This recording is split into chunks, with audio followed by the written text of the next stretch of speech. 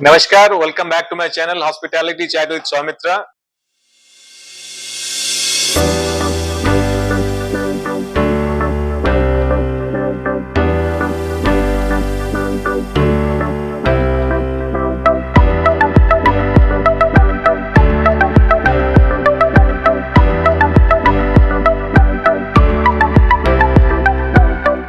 आज ये जगह देख के आप लोगों को पता तो चल ही गया होगा कि मैं कौन सा टॉपिक में बात करने वाला हूँ। किचन में जितने भी शेफ्स होते हैं जो उन्होंने राइट फ्रॉम ड्यूटी आने से लेके जाने तक उनके जो रेगुलर वर्क फ्लो रहता है वो कैसे रहता है और उनको क्या क्या चीजों में ध्यान रखना पड़ता है। चलिए, फर्स्ट और फॉरमोस्ट जो सबसे इंपॉर्टेंट चीज है कि report duty absolutely on time. Then they go to the locker. Locker जाने के बाद उनके जो यूनिफॉर्म होते हैं वो यूनिफॉर्म मतलब देयर उनके जो पर्सनल हाइजीन और ग्रूमिंग होना चाहिए वो एकदम एब्सोल्युटली फिट एंड करेक्ट होना चाहिए, क्योंकि उन्होंने सारे चीजें मतलब किचन में जितने भी शेफ्स होते हैं उनके हाइजीन बहुत ज्यादा ही इंपॉर्टेंट होता है। सो जैसे ही वो लोग किचन में आते हैं then what all they should check, मतलब उनको क्या क्या चीजें चेक करना है वो मैं बताऊंगा। First of foremost it's all comes under, ये सारे चीजें जो भी मैं बात करने वाला वो शेफ्स टूल किट के अंदर आता है। पहली बात, जो शेफ के सबसे बड़ा वेपन अपने हाथ में होता है वो हमेशा वो होता है एक नाइफ।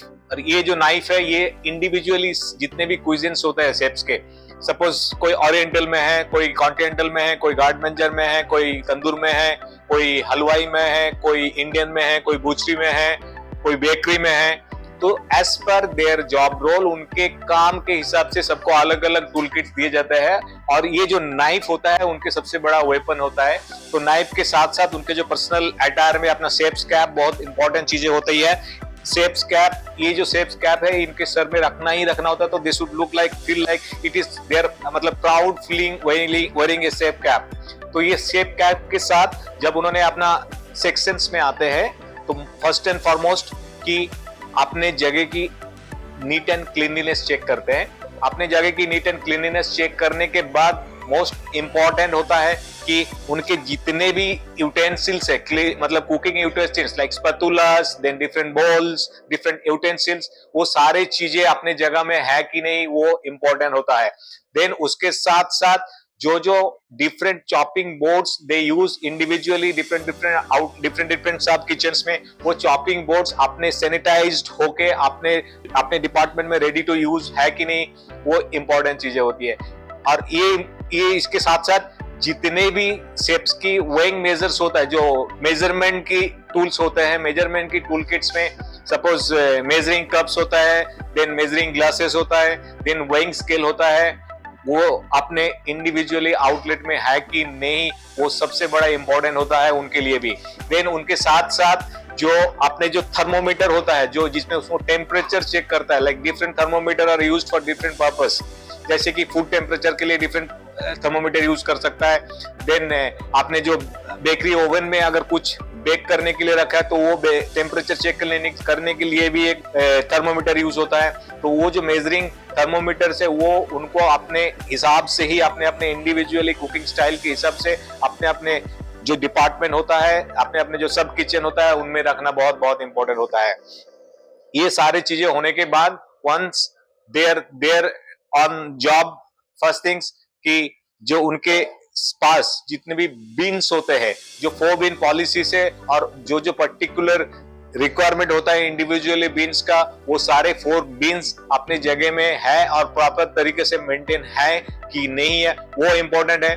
देन अपने साथ साथ जो फायर सेफ्टी के प्रोसीड्यूर्स होता है किचन में, जितने भी फायर सेफ्टी टूल्स है वो अपने जगह में है और अच्छे तरीके से है कि नहीं, वो इंपॉर्टेंट होता है चेक करना। और उसके साथ साथ जो जो इक्विपमेंट, इलेक्ट्रिकल इक्विपमेंट यूज करते हैं वो लोग सारे इक्विपमेंट वर्किंग कंडीशंस में है और विथ परफेक्ट टेम्परेचर मेंटेन करते हैं, लाइक सैलेमेंडर है और प्रॉपर टाइम मैच करता है, सपोज ग्रिलर है वो अच्छे से काम कर रहा है कि नहीं कर रहा है, सपोज बेक मशीन है, तो वो सारी चीजें उनको चेक करना रहता है।